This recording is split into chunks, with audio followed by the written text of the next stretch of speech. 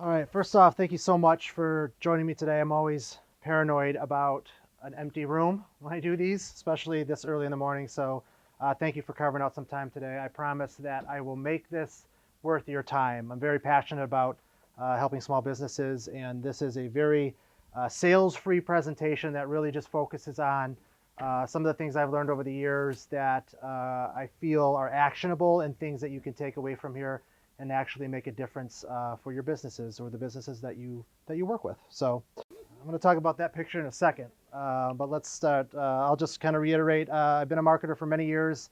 I worked at Microsoft. I spent many years on the agency side of things, working at Amazon or working for Amazon and SAP, running social media campaigns and a variety of different digital marketing campaigns.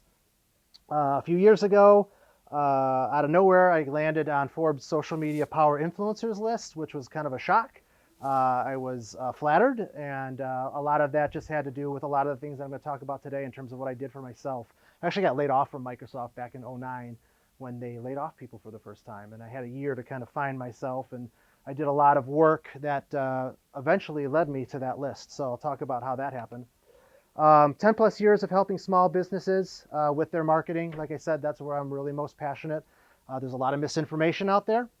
There's a lot of businesses being led astray with when it comes to marketing. So a lot of what I do is course correcting, helping businesses make better decisions for themselves. And not so much lately. It's kind of tailored off, but I used to be known as the ugly Christmas sweater guy, and I'm going to kind of tell you a quick story about that because it relates to what I'm going to talk about today. Worked at Microsoft. Somebody thought it would be a great idea. This is before this was big business. Like now you can actually buy ugly Christmas sweaters that are made for that purpose. I'm talking before that, when you had to go to the thrift store and actually get some sweaters that people actually wore. And that's what I did. We went to a thrift store. I found the most ridiculous thing I could find. I figured if you're going to do it, you might as well go all in. We went to Sears, did a photo shoot. My friend made a poster, brought it to work. He thought it would be funny to submit the pictures to, I think, the Seattle Times. I don't know if they do it anymore. They used to have some sort of contest. I was in Chicago. My phone starts going crazy. I'm like, what's going on? You're in the paper. You're in the paper. I'm like, what do you mean I'm in the paper? You won the ugly Christmas sweater contest. This is back in 2007, 2008. What do you mean I won? I'm like, you're in the paper. I'm like, oh, great, I'm in the paper. No, you're on the front page of the paper. And I'm in Chicago, so I'm only getting pictures of this. And I'm like, you're kidding me. So I get back. Lo and behold, I'm on the front cover of the paper. It blows up. So obviously when you get in the paper, that starts to resonate digitally, right? So that's on their website. So over the next 10 years or so, my picture would come up anytime you typed in ugly Christmas sweater or any variation of that.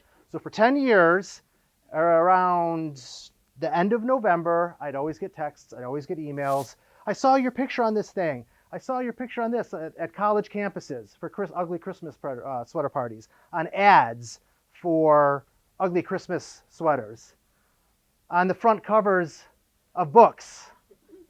I had somebody contact me and say, hey, can we use your picture for our ugly Christmas sweater book? Sure, why not? Needless to say, I didn't make any money off of it, but for about 10 years, I got a lot of mileage out of being the ugly Christmas sweater guy. Unfortunately, or fortunately, I guess, depending on how you look at it, you search for it now, you're just going to find listings to buy ugly Christmas sweaters. But I like to think that I spearheaded an entire industry. But I will say, very frustrated. I was watching Shark Tank a couple years ago, and then a company came on selling ugly Christmas sweaters. I think they're called Tipsy Elves. They make millions now. And I just feel like I missed the boat. That could have been me. So anyway, I just thought that was an interesting story to share. I'll tell you why and how that applies to how you tell your own stories and how that can resonate, hopefully not having to wear ugly Christmas sweaters. Okay, so the question is your business popular? What does that mean? Is my business popular? Why is popularity important when it comes to your business? This is a really great slide that I want to take a little time through that I'm going to kind of want to talk about. The first, these are the things that influence search. So while we are going to talk about a lot about social media, there are a couple different elements about what I want to talk today, and search is a big part of that. So the first thing is behavioral votes. So about 10% impacts that, and these are things in terms of how people interact with your content. When they click through to things, if they check in, if they click to call, basically how do they interact with your content? That impacts your search visibility by about 10%. The next one is link votes. So these are basically, when you put content out, basically the links that link back to your website or your social media channels, things of that nature. So anything that kind of points back to your website affects that by about 16%. The next, and this is really big, this is very important, Google My Business is huge right now. Google is making a very, very big push to get businesses to use their platform. Obviously, right? They're in the business of making money, and they make money by more people using their platform. So in most cases, most businesses have a Google My Business page, but my guess is many of you aren't, it's not optimized. You're not using it to the fullest effect, and we'll talk about what that looks like. But it's such a critical component to being on the front page of search that above all, that's the number one thing that I would focus on if you're trying to have more search visibility. The next category is on-page votes. So basically things like keywords in your titles, the authority of your domain, things like that take time. So if you're starting a new website, there's no way getting around that. It just takes time to create some history with your domain. So that impacts things by about 14%. The next bucket is citation votes. So this relates to off-site SEO. So if you're working with a partner or you have somebody on staff that knows what they're doing, this is getting your website submitted to directories. Again, it's off-site content, making sure that your site is being linked to from other authoritative sites. The next bucket is personalization. So basically search history, queries, what people's search intent are. So basically when you're using a browser, whether it's Chrome or Safari, basically your search history can impact how often your business will show up on the front page. The next one, which is a very important one too, is review votes. So Google takes a lot of, pays a lot of attention to how often and how well reviewed is your business, your website. So it's critically important to make sure that you're constantly having some sort of strategy or tactics that is getting you more reviews online. I would prioritize Google. Obviously Yelp is big in that regard. Facebook. Facebook's changing their format for that a little bit, but still important. And then to the extent that it matters to your business, things like TripAdvisor or other secondary types of directories that are more industry specific to what you do. And then the last bucket is social votes. While 3% may not seem like a lot, it still matters. So having consistent social media being posted on your sites or on your channels is important. It's that consistency. If you treat it like a light switch, it's not going to do anything for you. You need to have a consistency there. Oftentimes when you do a search for a business, you'll find that sometimes their Facebook page or their social channels actually rank higher than their actual website. That's pretty common. So social matters in that regard in terms of how it influences search. So this is kind of the formula. Like these are the things that it takes to get to the front page of the site. If you nail it on all these things, there's a high probability that you're going to find yourself on the front page for terms that relate to your business. I've got a couple slides intertwined in here about statistics. I always like kind of showing this because it really sets the tone for what we're really dealing with. So every day, 3.5 billion searches are made every single day. 3.5 billion every day. Of those searches, this is pretty incredible, 16 to 20% of those searches every single day have never been searched for. Of every search that's done every day has never been searched for. What does that mean for you? That means that there's a huge opportunity. It means you don't always have to focus on the most obvious keywords for your business. You can really kind of look at more long tail keywords and get aggressive about those sorts of things. And there are plenty of tools that can help you do that, which I'll touch on. 35% of product searches are a particular location and they're trying to find something in their particular area. So that just reinforces the importance of a Google My Business presence and making sure that it's optimized. So what are some of the things that you can do to help increase your search visibility? That's what this slide is all about, is some kind of takeaways. Well, the first thing is making sure that your website is SEO optimized. Depending on your website, most of them are built on WordPress. A lot of people use Shopify. A lot of these tools inherently are pre-built with tools or coding that kind of inherently gives you an SEO optimized site. But it's still important to make sure that it's fully SEO optimized. In most cases, business owners won't have that expertise. You need to find help. And there's plenty of ways to get it. You don't have to spend thousands of dollars to hire an agency to optimize your SEO on your website. You can go to websites like Fiverr. You can go to Upwork.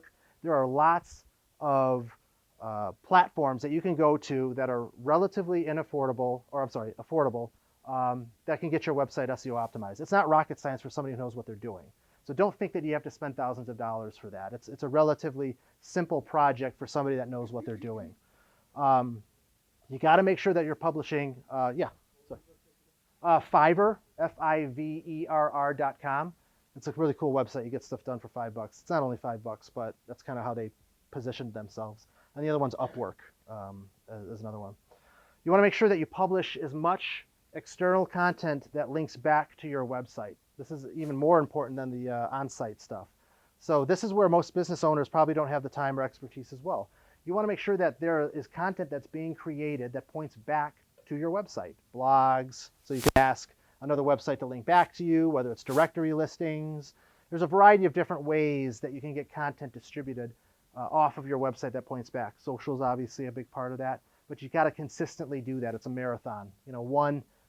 Sometimes you'll get one hit from a big, whether like Forbes or something like that could really be significant for you. But in most cases, it's the sum of all the smaller hits that you get from external content that you put out. The third, and we talked about this, is have a kick-ass Google My Business page. What does that mean? Make sure that it's accurate. Make sure that your details are accurate, your hours, your location. Put photos on there. Get into a habit of putting photos. They have, it's not a blog, but you could put posts on there. So if you have deals or promotions or something going on in your business, you could do short little blurbs that you post on there. These are all things that you want to do somewhat regularly. Not every day, but maybe once a month, once or twice a month. Why should you do that? Because those signals tell Google, this is an active Google My Business page. This business owner is using this. Those are good signals that help you rise above everybody else. So you kind of got to have a process in place to make sure that you're doing those sorts of things on a regular basis. And then certainly, trying to get more online reviews, which is the next one.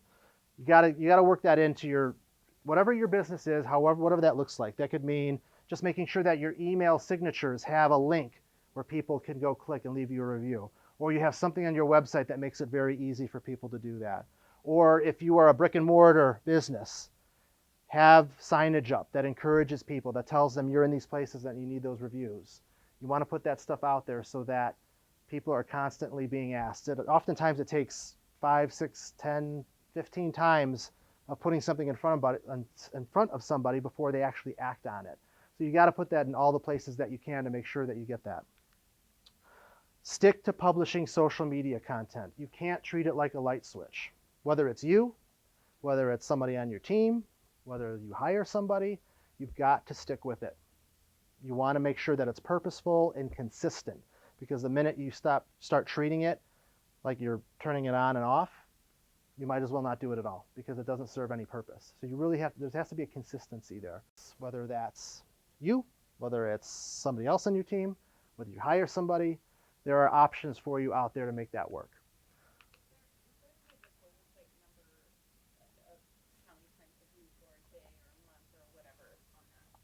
There really isn't any official. I always say once a day during the work week. And if your business is weekend, like if what you do relates to weekend activities or something like that, then that might make sense. But oftentimes, I say stick to Monday through Friday once a day. That's a good place to be. And that's not a be-all, end-all. If Monday, Wednesday, Friday is more realistic for you, or you just don't have enough, it's really more the consistency. I would say 5 times a week, ideally, minimum of 3 times a week. Anything less than that, and you're just not going to get enough engagement. Facebook's algorithms basically look at how people engage with your content, and if you're not putting it out regularly enough, it's not likely that it's being seen or interacted with in any capacity. So your natural inclination is, well, I want to be on the first page for used cars. Who wouldn't in that business? But it's super competitive. Not adding a model like used Ford cars or specific models, just kind of dragging that keyword term out a little bit longer. So the question then becomes, why, or how do I know what to pick when it comes to that? One tool that's really effective is called Uber Suggest, not related to the Uber travel, driving. UBER Suggest. It's free, doesn't cost anything. You don't have to register, you don't have to sign up for anything. It was built by a gentleman named Neil Patel, who's a well-respected digital marketer.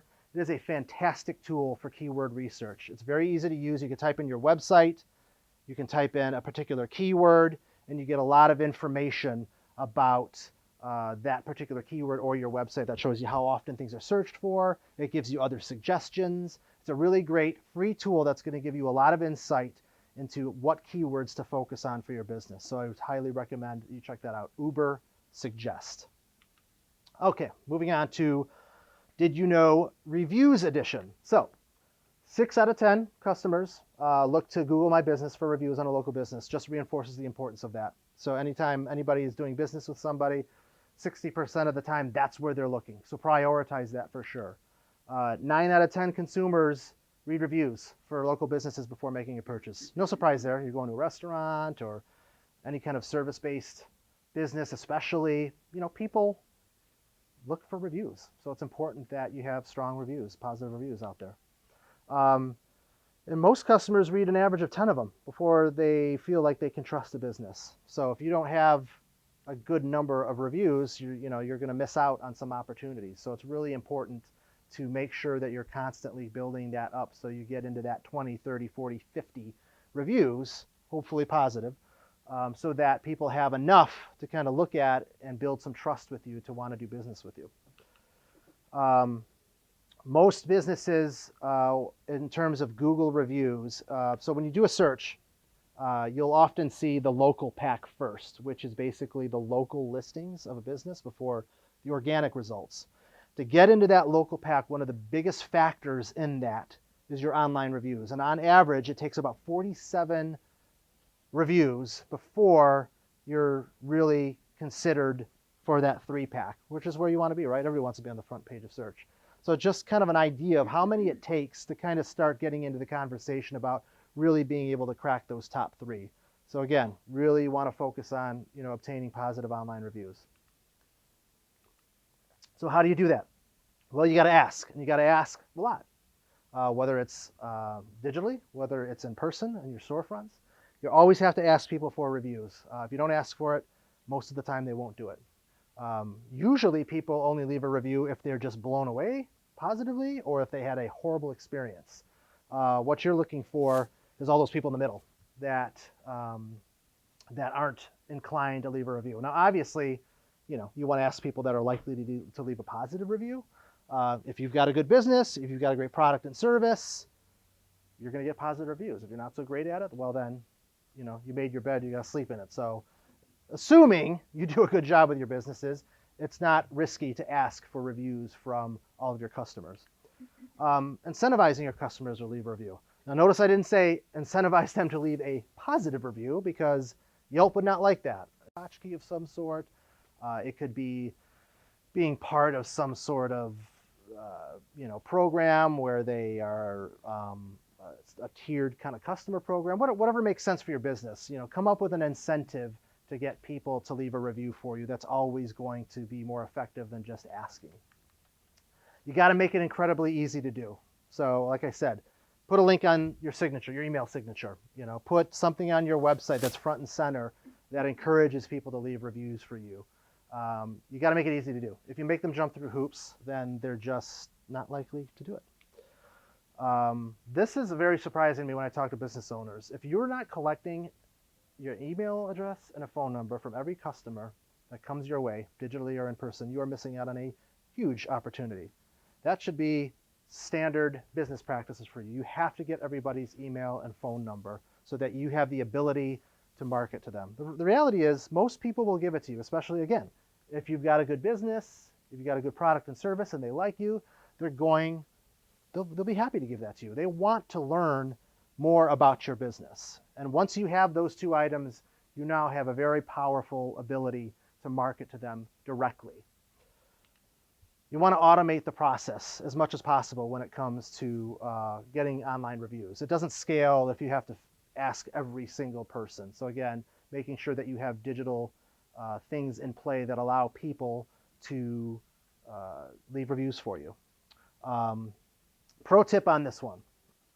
You want to use a platform that, when you're talking about obtaining online reviews and you're sending out maybe an email to 100 or 200 people, however many people, ideally what you want to do is you want to use an online review platform that helps automate the process a little bit. But most importantly, it creates what's called a gated review process. And basically what that means is you send out a couple hundred requests for people to leave a review for you.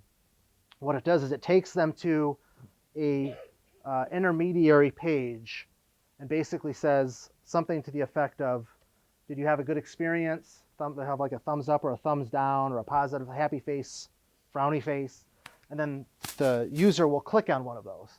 Now if they click on the positive icon, then it takes them to Yelp or Google or whichever platform that you've specified to point them to, and then they go and leave the review. If they click on the thumbs down or the negative icon, it takes them to another custom page that basically asks, I'm sorry you didn't have a good experience. Please share with us what happened so that we can make it right. And then they fill out a form, and then that review gets sent directly to you instead of being posted on the review channels. And it gives you an opportunity to course correct that. Now there are some arguments that say Yelp doesn't like that and Facebook doesn't like that, and that's not okay. I am of the mindset of it is absolutely okay, because we're not perfect. Businesses make mistakes just like people do every day. And in most cases, if you're a good business owner, you want an opportunity to course correct that situation. You should be given an opportunity to do that before your reputation is, hit online. So it gives you an opportunity to fix that, turn a negative experience into a positive one. So that helps you kind of negate that risk of getting a lot of negative reviews when you use a tool like that. So there's a lot of, if you just do a search for online review tool or online review service, there's plenty of them that do this that are relatively cost effective. I don't have any specific recommendation for one because they all pretty much do the same thing. It's just a technology play. So if you're really serious about really kind of driving up your online reviews, find a tool that can help you automate that a bit. All right, moving on to the social media portion. I'm not naive. I mean, almost every business has negative reviews. Like, you can't make everybody happy. And sometimes people are complaining about some pretty silly things. So as long as you're genuine and authentic, I think you can negate negative reviews. Now, that being said, if your rating is terrible and all you have are, then it defeats the purpose. But if you have a couple in there, absolutely. I mean, you should respond to negative reviews authentically, consistently. Don't let that fester, because that is an effective way to kind of help that. Because Yelp or Google, they're not going to remove them. They're not going to remove negative reviews unless they find that they're negligent or they're not truthful or something along those lines, which is pretty rare to be able to make that happen. So really, your only combat against that is to leave an authentic, positive response to a negative review. So that's a great point. So social media, 3.2 billion active social media users. So regardless of what your personal opinion is of it, and many people don't like it, I don't like it. I do it all day and I go home. I don't really have much interest in spending time on it. The 3.2 billion users do, which is 42% of the world, and these numbers only continue to go up. They spend an average of 2.2 hours a day on social media, which is quite a bit. 54% of social media users use it to research products, regardless of what platform that they might be on. And 71% of social media users who have a positive experience end up recommending it. So what's the takeaway here? Tons of people spending tons of time sharing lots of content and opinions about their experiences with businesses. So again, don't let your personal opinion of a platform dictate whether or not you think it makes sense for your business, because the reality is every business stands to benefit. You just have to do it effectively, whether that's internally or finding somebody to help you do it the right way. So what are some things to kind of take away from that in terms of how you can do that? There's a lot of things, but these are kind of the things that you should focus on. You got to trust the process. Post every day, 5 days a week, Monday through Friday. You have to trust the process. You can't give up on it. If you know that you're incapable of doing it regularly, I wouldn't do it at all, because it's not going to do anything for you. If you're only going to post once a week, a couple times a month, don't even waste your time, because there's no point in doing something just to do it. Do it correctly. Again, if you can't do it internally, get the help that you need to do it the right way. Otherwise, you're just spinning your wheels and it's not going to do anything for you. Focus on the channels that make sense to your business. You don't have to be everywhere. Better to be incredible or great on one channel than average on all of them. So every business is different, right? If you're an artist, if you're in the fitness industry, if you're a musician, Instagram makes a heck of a lot of sense, right? It's a visual platform. That's a great place to be. If you're B2B, if you are manufacturing widgets or something that maybe isn't as sexy, then maybe Instagram doesn't make a whole lot of sense for you. Focus on Facebook, which has an aging demographic. Maybe it makes sense to be there. Twitter, maybe Twitter makes sense. I see Twitter more as a communication tool, but you don't have to be everywhere. Don't try to be everything everywhere. Pick the channels that make the most sense for your business. If you don't have the resources or the time to be great on all of them, pick the ones that make the most sense for you and focus on those as much as possible. Never post anything without a video, a photo, or a visual element. It's a waste of time. I mean, think about your own browsing habits when you're scrolling. Nobody's eyes are caught by just text. People just scroll through things. So everything should have a visual element tied to it. Oftentimes when you share an article, inherently it pulls in something visual, but if you're creating something unique, always make sure that you have a photo, a video, some sort of visual element so that it captures people's attention. It is a little bit of extra work, but posting just text, not going to cut it. So that's just not going to cut it. Use an all-in-one platform to find, create, and publish. There are tools like Sprout Social, Hootsuite. There are a variety of different social media platforms that help streamline the process so that you're not creating something on each channel. It takes more time. You get in a situation where you can kind of create one piece of content and then hit a button and have it go out to all of them, or the ones that matter to your business. So identify a platform that makes sense for you that helps automate some of that process. Pro tip, a lot of businesses don't do this. I would bet over 90% don't do this. And this makes it easier for you. Reuse your social media content. Facebook's organic reach is probably less than 5% these days. That means if you have 1,000 people on your Facebook page, you're lucky if 50 people see what you post organically, which infuriates a lot of people. Not so much me. Facebook's in the business of making money. They built a platform to make money. And how do they make money? They get you to pay to reach your audience. Some might argue, hey, I built this audience up. Why do I have to pay for it? It is what it is. That's not going away anytime soon. And if anything, organic reach is getting smaller and smaller. So what you want to do is make sure that when you create good content, that you reuse it, right? If you have evergreen content, something that's really good, there's no reason not to reuse that a couple times a year. So you want to get in the habit of identifying what parts of your content strategy are pieces that you can reuse. And it makes it a little easier for you because then you're not having to create something necessarily every day. If you kind of get into a rhythm, whether it's you, someone on your team, somebody that you hire, you start building up an inventory and a library of content. And then having to come up with new content all the time gets a little bit easier because you're able to pull from an inventory of stuff that you've created. Now, sure, you should change up the text a little bit and maybe mix it up a little bit, but reuse your content because chances are a lot of your audience didn't see it the first time. And I would argue they need to see those sorts of things more than once to act on it. So reuse your content. There's no reason not to do that. So in closing, these are all of the things that you really need to focus on. Again, it's those three areas of search, online reviews, and social. You put those three things together and the popularity of your business is going to slowly increase. Remember that it's a marathon. It doesn't happen overnight. It takes consistent effort. But if you take away these particular tactics and this line of thinking, these are the things to focus on. There's so many things that you can do. But as a small business owner, if you focus on these key areas, that is where you're going to see the most difference in your business in terms of increasing visibility, increasing trust, increasing likability, which in turn turns into more customers. So that is it. Thank you again so much. My name is Jason Yormark. I have a booth in there if you want to stop by. I'll stick around here. I'll take some questions before we leave. I'll also stick around here if you want to have some one-on-one conversations. If you don't catch me here, I'll be in the expo hall as well. We have a booth, Socialistics, as well. So thank you so much for your time, and I'll open up the floor to questions. Thank you.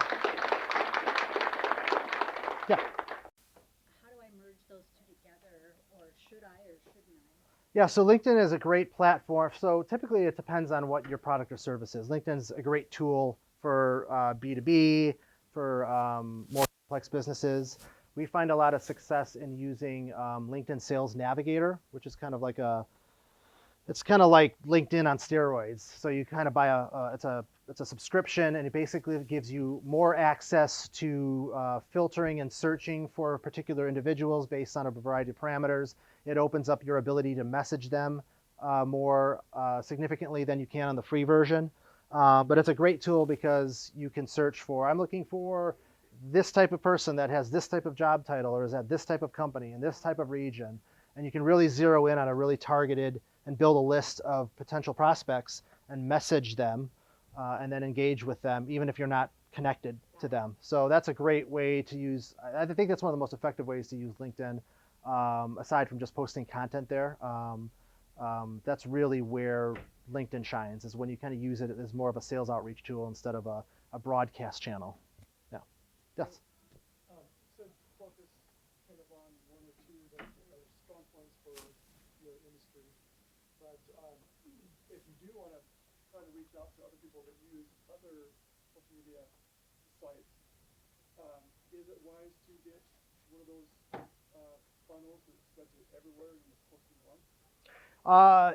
As long as you use it effectively. So if you use a platform like that, oftentimes the way they're set up is you can create one message, and then there's like a tabbed system, because every platform is a little bit different in terms of like character limits or what you can and can't do. So the short answer is absolutely, but you want to make sure that you customize each message perhaps a little bit to work on that particular platform. So for example, Twitter has a smaller character limit and is more conducive to shorter messaging than say a Facebook or a LinkedIn post. So, but it definitely saves time, and it also usually gives you all kinds of breadth and depth of tools in terms of like a calendar and analytics, but it definitely speeds up the publishing process instead of going to each one individually. Yeah. Awesome. Any other questions? Yeah. You have essentially zero electronic presence. Like, where would you recommend this? Like, really not doing anything there, and don't have any of the other channels. Like, where would be a place with, like, how do I identify like what my demographic is, which platform I want to use because of that? Like, where do you begin this process? So number one is, and there's a lot of businesses that are moving away from this, and I completely disagree with it, is you have to have a website. Website is without a doubt. Like, there are businesses that are strictly sticking to social as a model and not having a website. The problem is you don't own those channels. They can go away, they can change, they can evolve, and it can blow up your business at any point in time. So the most important thing you do is you want to build a home base that you own, that you control. So a website's number one. Email is critical, I think, because you own those things. So no matter what any of these platforms do, and Facebook's a perfect example of that, organic reach. It used to be back in the day where if you had 1,000 fans, most of them were seeing your stuff. And then they're like, maybe let's reel this in. Let's make them pay for it. And that impacts people. You have no control over that. So having a website, absolutely must. Collecting email addresses, absolute must, because that's a direct one-to-one line of communication with people. In terms of identifying like the right channels and the right demographic, a lot of that just has to do with what your business is. Identifying, when we work with clients, we do what's called personas, and we basically understand completely who is the person that you're trying to reach, their interests, their age, where they work, where they live, how they behave, what they interact with. We really try to do a deep dive into that, and I recommend as a business owner, you should have that. You should have personas defined for your business in terms of who they are, and then once you have that, that can lead you to, okay, well, we know we can't do everything. Which channel makes the most sense for us? So you look at something like Facebook. The younger generation has kind of started to move away from that a little bit, and it's a little bit of an older demographic. Does that make more sense to be there based on what your product or offering is? Instagram, is blowing up because it's a visual thing. So things like fitness and food and things that are very visual in nature. So if you have a product or service that lends itself to being strong visually, that's where I would focus. Now you've got, Snapchat, you've got TikTok, which is a new platform that's That's like the next Snapchat. I'm not on it. I don't use it. But it's very good to look at that because if you get in on these early enough, then you stand to benefit from that. Another tip that I actually didn't have in here is if your business lends itself to Instagram, take a hard look at IGTV. So if you don't know what that is, IGTV is like their version of YouTube kind of. So on Instagram, you can only post 60-second video clips, but IGTV, you can do more long format. Instagram is putting a lot of weight to creators who are putting video out on IGTV and pushing that in streams and pushing that in feeds more often than their normal posts. So that's an example of an opportunity where if your business lends itself to video and that's something that you think that you can do, getting on the IGTV is a great way to get more visibility on Instagram organically without having to spend a lot of money. So it really just depends on what your business is, who your target demographic is, and then picking the channel that makes the most sense that's going to give you some immediate success. If it's Facebook, even though they charge you to reach their audience, it's very cost effective.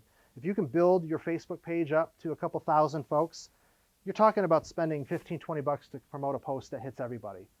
That's nothing. I mean, imagine 30, 40 years ago when your barrier to entry was putting a commercial on TV or on the radio or putting a banner up above a highway. I mean, we're talking about 15 or 20 bucks to reach 1,000 people. That's pretty good. So boosting a post, correct. Exactly. Yep. Yep.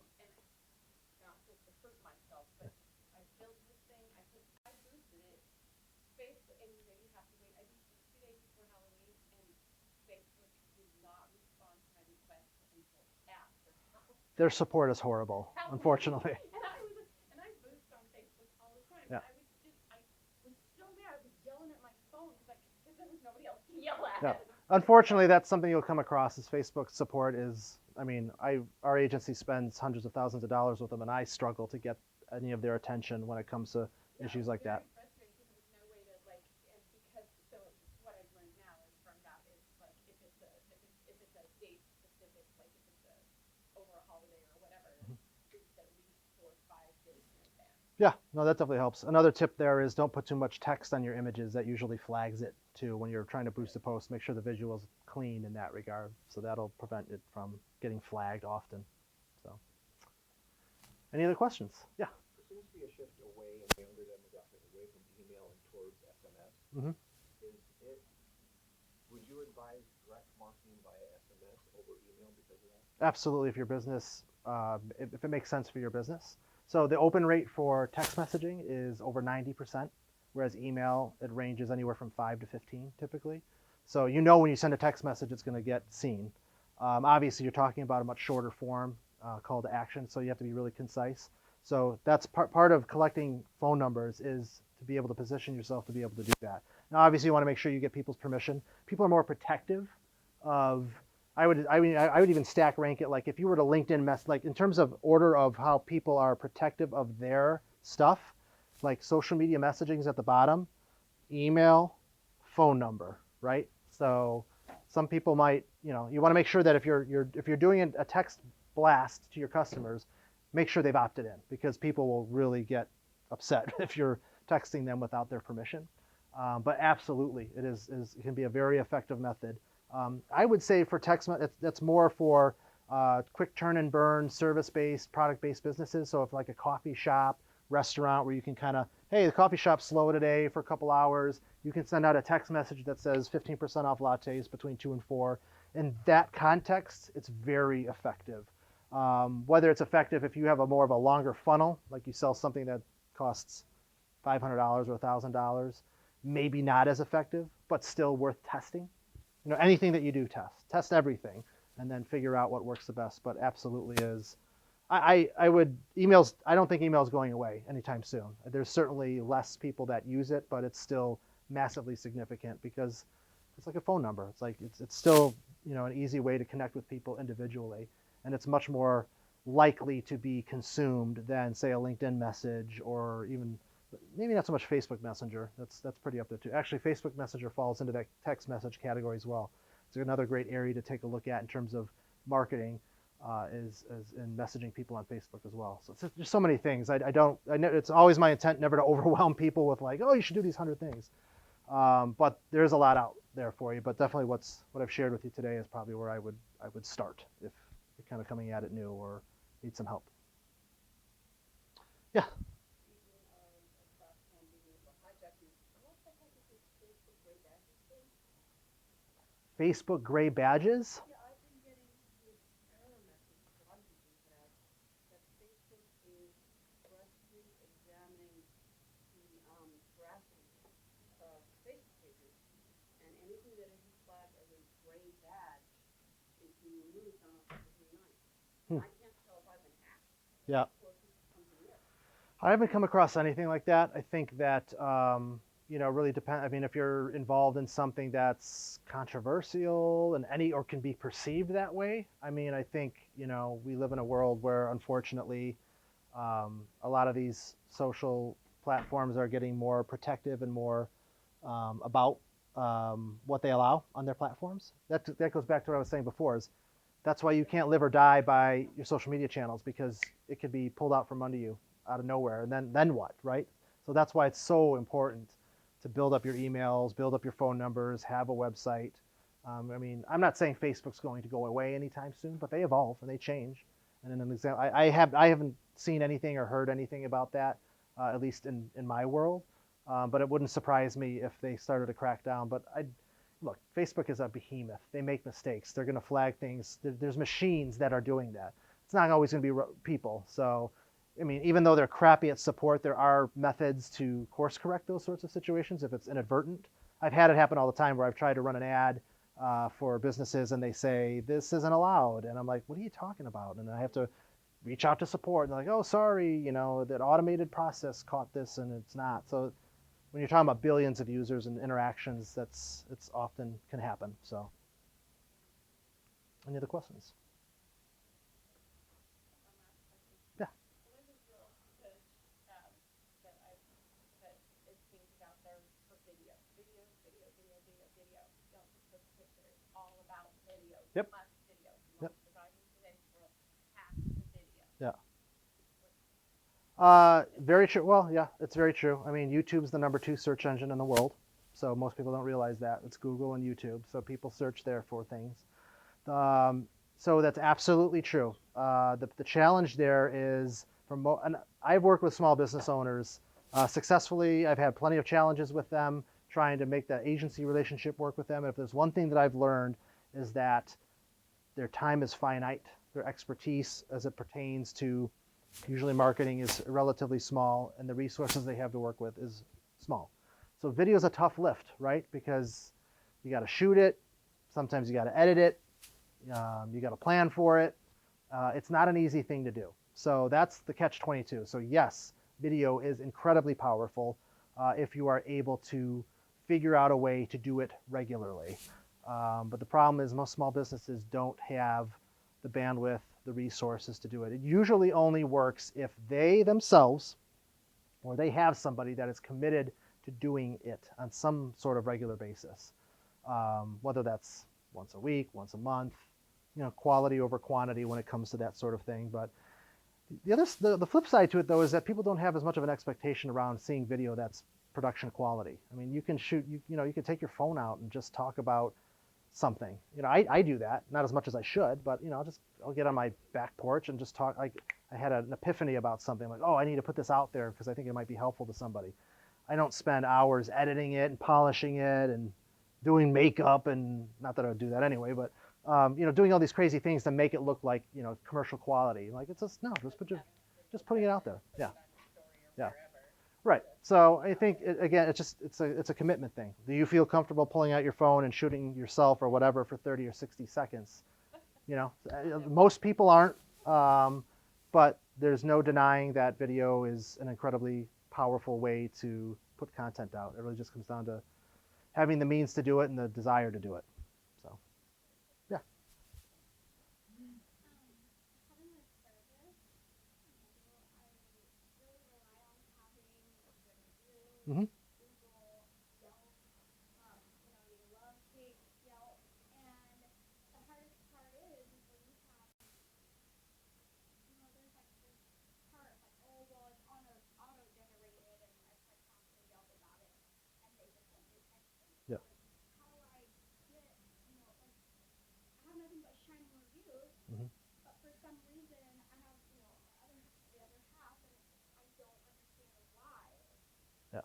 Well, I wish I had a better answer for you. Yelp, Yelp, without being too critical of Yelp, I mean their business practices are pretty well known when it comes to business owners. They're very cutthroat. Yeah, they're like Facebook. They're in the interest of making money, and they make money by getting businesses to promote their things. And sometimes they leverage things like that to make that happen. There is no fix to that other than volume. There really isn't anything you can do other than just getting as many people as you can to leave, authentic reviews. You don't want to game the system by any means. Yelp is obviously a place that you're going to want to have a presence. I would argue that Google is just as important, if not more, because you get the added benefit of the positive reviews and then the search visibility that comes from having those reviews there as well. So, if your business if your business is reliant on good search visibility, I would say that's the case. In most cases, I just find it odd with like some people are a big user of Yelp and Mhm. they, review over everything. Mhm. And for example, I got that good review from them and it just went on to the Yeah. not recommended and Yelp won't do anything. No, They there's thought it was getting there's unfortunately nothing you can do and about I that. just like it's so frustrating. Yeah, all you can do is get more people to leave reviews. Oftentimes, people that have profiles already on Yelp and they've left other reviews, it's less likely for that to happen. It usually happens if you get somebody that hasn't left a review there or not very many, where it's more likely to get flagged. So it's just a volume-based game. I wish I had a better answer for you in terms of how you can negate that, but they control the platform, and they're not, as you are well aware, they're not gonna mess with that. So the only power you have over it is to increase the volume of the number of reviews you get. That's all you can do, unfortunately. I think we have time for one more question.